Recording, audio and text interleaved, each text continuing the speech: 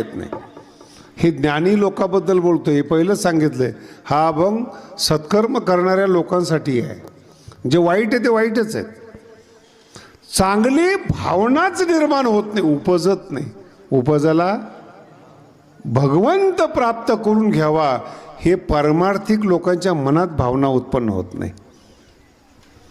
बऱ्याचशा परमार्थिकांना पाहतो मी, लोकांना पाहतो, त्यांच्या जवळ बसल्यानंतर त्यांचे संस्कार मला समजतात।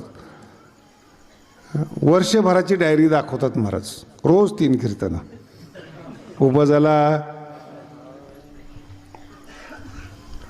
काही माणसं म्हणतात आम्ही कीर्तन न करता आम्हाला सगळं जागेवर मिळतं। ही काही भाव आहे? आपण मनुष्य म्हणून जन्माला आलो, ही काही वस्तू आहे?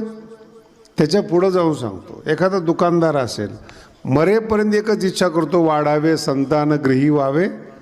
हे भाव आहे।